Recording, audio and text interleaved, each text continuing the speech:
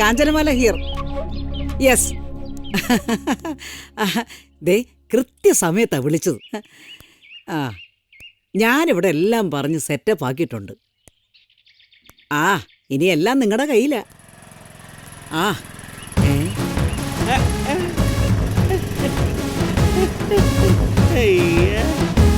ഇത്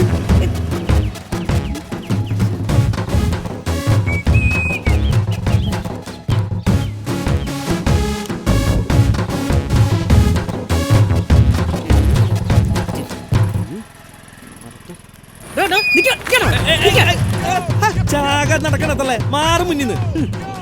എന്റെ കക്ഷിയുടെ വീട്ടിൽ കയറി ഏർപ്പാട് നടത്താൻ നിനക്ക് എന്താണ് അവകാശം? എന്തുട്ട് കക്ഷിയാ? ആ ഞാൻ കൊണ്ടുവന്ന കല്യാണം ഉറപ്പിക്കാൻ പോകുന്ന എന്റെ സ്വന്തം കക്ഷി. എന്നാലേ ആ കക്ഷി ഞാൻ കൊണ്ടുവന്ന കല്യാണം അങ്ങോട്ട് ഉറപ്പിച്ചു. ഒരു ബാങ്ക് ഓഫീസറാണ് ചെക്കൻ. ഓ ഒരു ബാങ്ക് ഓഫീസർ.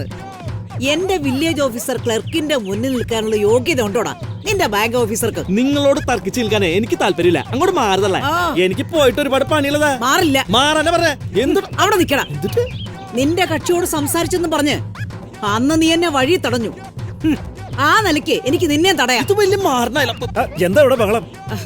അല്ല സാറേ, ഞാൻ സകല ഏർപ്പാടുകളും ഇവിടെ ഇണക്കി വെച്ചതല്ലേ, പിന്നെ ഇവനെന്താ ഇവിടെ കാര്യം? ഇവിടെ ആരും ഒരു ഏർപ്പാട് നടത്തിയിട്ടില്ല. അപ്പൊ നിങ്ങള് കാലു മാറിയല്ലേ? ഞാൻ എന്തിനാ കാലു മാറുന്നത്? ഈ പഠിക്കുന്ന മാറിന്ന് ബഹളം വെക്ക്. ഇവിടെ നിന്ന് ബഹളം വെച്ച് ഞങ്ങക്ക് മാനക്കേട് ഉണ്ടാക്കരുത്. ഇങ്ങനെ കൊണ്ട് പോയാ മാനക്കേട് ഉണ്ടാകും. എടാ ബീറോക്കാരൻ സൂണ, നമ്മൾ ഒറ്റ ഫീൽഡാണ്. ഒരു എത്തിക്സ് പാലിക്കേണ്ടവരാ നമ്മള്. ഈ പെണ്ണിന്റെ കല്യാണം നടക്കണമെങ്കിൽ ഒരു കണ്ടീഷൻ ഞാൻ പറയാം. ആൺവീട്ടിലെ കമ്മീഷൻ നീ എടുത്തോ, ഈ പെൺവീട്ടിലെ കമ്മീഷൻ എനിക്ക്. സമ്മതിച്ചോ? ഏയ് അത് വേണ്ട, കമ്മീഷൻ മുഴുവൻ നിങ്ങളെടുത്തോ. ഏയ് അത് പറ്റില്ല. പാതി നിനക്ക്. നിങ്ങൾ നടത്തുമ്പോ കമ്മീഷൻ മുഴുവൻ നിങ്ങൾക്ക്, ഞാൻ നടത്തുമ്പോ കമ്മീഷൻ എനിക്ക്. അതേ പറ്റൂ.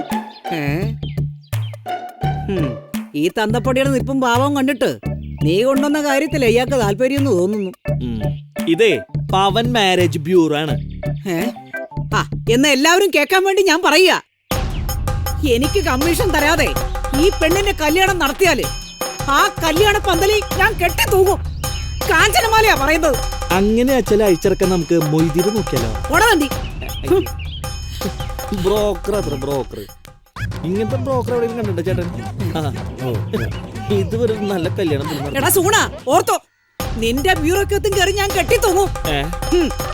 ഒരേ സമയം രണ്ടിടത്ത് തൂങ്ങുന്ന